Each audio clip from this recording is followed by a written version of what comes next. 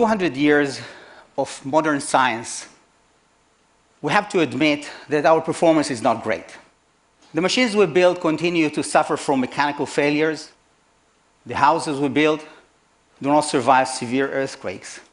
But we shouldn't be so critical about our scientists for a simple reason. They didn't have much time. 200 years is not a lot of time, while nature had 3 billion years to perfect some of the most amazing materials that we wish we had in our possession. Remember, these materials carry a quality assurance of 3 billion years. Take, for example, sequoia trees. They carry hundreds of tons for hundreds of years in cold weather, in warm climates, UV light. Yet, if you look in the structure by high-resolution electron microscopy, and you ask yourself, what is it made of? Surprisingly, it's made of sugar. Well, not exactly as we drink in our tea. It's actually a nanofiber called nanocrystalline cellulose. And this nanocrystalline cellulose is so strong, on a weight basis, it's about 10 times stronger than steel. Yet, it's made of sugar. So scientists all over the world believe that nanocellulose is going to be one of the most important materials for the entire industry. But here's the problem. Say you want to buy half a ton of nanocellulose to build a boat or an airplane. Well, you can Google, you can eBay, you can even Alibaba. You won't find it. Of course, you're going to find thousands of scientific papers, and great papers where scientists are going to say that this is a great material. There are lots of things we can do with that, but no commercial source. So we at the Hebrew University, together with our partners in Sweden, decided to focus on development of an industrial scale process to produce this nanocellulose. And of course, we didn't want to cut trees. So we were looking for another source of raw material, and we found one. In fact, the sludge of the paper industry. The reason? There is a lot of that. Europe alone produces 11 million tons of that material annually. It's the equivalent of a mountain 3 kilometers high sitting on a soccer field. And we produce this mountain every year. So for everybody, it's an environmental problem. And for us, it's a gold mine. So now we are actually producing on industrial scale in Israel nanocellulose, and very soon in Sweden. We can do a lot of things with the material. For example, we have shown that by adding only a few % of nanocellulose into cotton fibers, the same as my shirt is made of, it increases its strength dramatically. So these can be used for making amazing things, like super fabrics for industrial and medical applications. But this is not the only thing. For example, self-standing, self-supporting structures like shelters that you can see now actually is now showcasing in the Venice Biennale for Architecture. So nature actually didn't stop its wonders in the plant kingdom. Think about insects. Caterpillars, for example, have the ability to jump about 100 times its height. And that's amazing. It's actually the equivalent of a person standing in the middle of Liberty Island in New York, and in a single jump, go to the top of the Liberty statue. I'm sure everybody would like to do that. So the question is, how caterpillars do it? It turns out that they make this wonderful material, which is called resilin. In simple words, resilin, which is a protein, is the most elastic rubber on Earth. You can actually stretch it, you can squish it, and it doesn't lose almost any energy to the environment. Now, when you release it, snap, it brings back all the energy. So I'm sure everybody would like to have the material. But here's the problem. To catch caterpillars is difficult. Why? Because they're jumpy. But now, it's actually enough to catch one. And now we can extract its DNA and read how cat-free makes the resin and clone it into a less jumpy organism, like plant. So that's exactly what we did. So now we have the ability to produce lots of resin.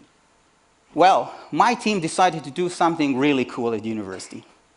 They decided to combine the strongest material produced by the plant kingdom with the most elastic material produced by the insect kingdom. Nanocellulose with resin. And the result is amazing. This material, in fact, it is tough, elastic, and transparent. So there are lots of things that can be done with this material. For example, next generation sport shoes, so we could jump higher or run faster, and even touchscreens for computers and smartphones that won't break. Well, the problem is that we continue to implant synthetic implants in our body, which we glue and we screw into our body. And I'm going to say that this is not a good idea. Why? Because they fail. This synthetic material fails, just like this plastic fork that is not strong enough for its performance. But sometimes they are too strong, and therefore their mechanical properties do not really fit their surrounding tissues. But in fact, the reason is much more fundamental. The reason is that in nature, there is no one there that actually takes my head and screw it into my neck, or take my skin and glue it onto my body. In nature, everything is self-assembled. So every living cell, whether coming from a plant, insect, or human being, has a DNA that encodes for nanobio building blocks. Many times there are proteins. Other times there are enzymes that make other materials, like polysaccharides, fatty acids. And the common feature about all these materials is that they need no one. They recognize each other and self-assemble into structures, scaffolds on which cells are proliferating to give tissues that develop into organs and together brings life. So we at the Hebrew University, about 10 years ago, decided to focus on probably the most important biomaterial for human, which is collagen. Why collagen? Because collagen accounts for about 25% of our dry weight. We have nothing more than collagen other than water in our body. So I always like to say that anyone who is in the replacement parts of human being would like to have collagen. Admittedly, before we started our project, there were already more than 1,000 medical implants made of collagen. You know, simple things like dermal fillers to reduce wrinkles, augment lips, other more sophisticated medical implants like heart valves. So where's the problem? Well, the problem is the source. The source of all that collagen is actually coming from dead bodies, dead pigs, dead cows, and even human cadaver. So safety is a big issue. But it's not the only one. Also the quality. Now here, I have a personal interest. This is my father, Tzvi, in our winery in Israel. A heart valve, very similar to the one I showed you before, 7 years ago, was implanted in his body. Now, the scientific literature say that these heart valves start to fail 10 years after the operation. No wonder. They are made from old, used tissues, just like this wall made of bricks that is falling apart. Yeah, of course, I can take those bricks and build a new wall, but it's not going to be the same.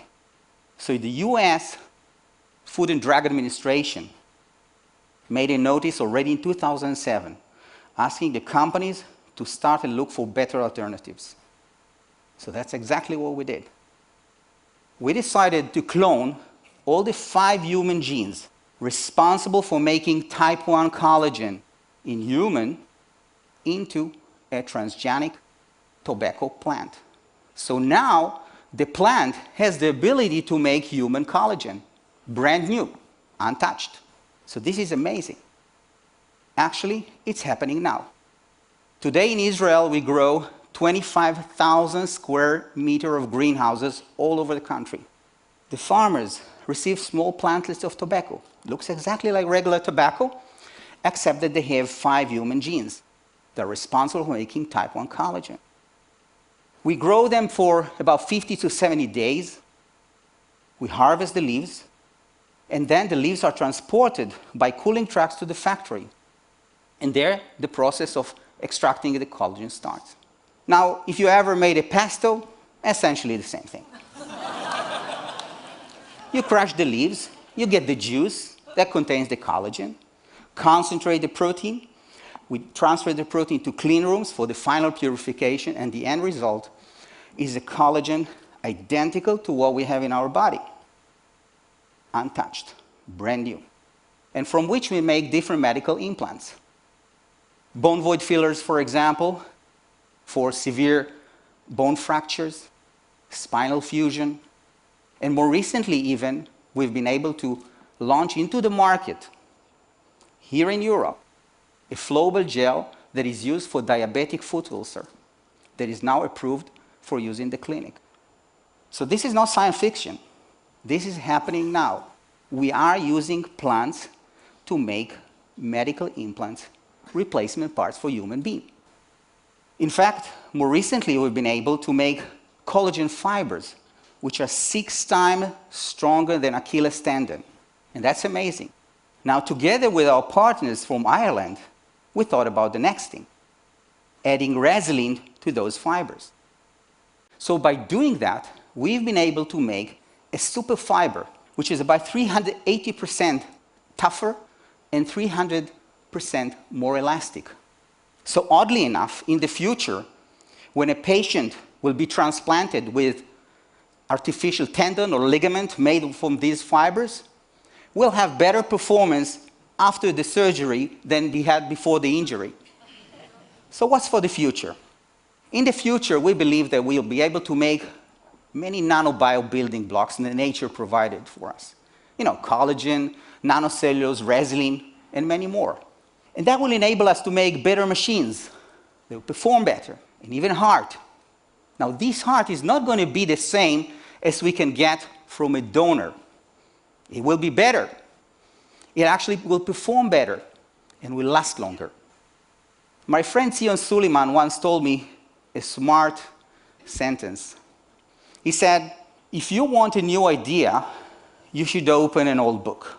And I'm going to say that the book was written. It was written over 3 billion years of evolution. And the text is the DNA of life. All we have to do is read this text and embrace nature's gift to us and start our progress from here. Thank you.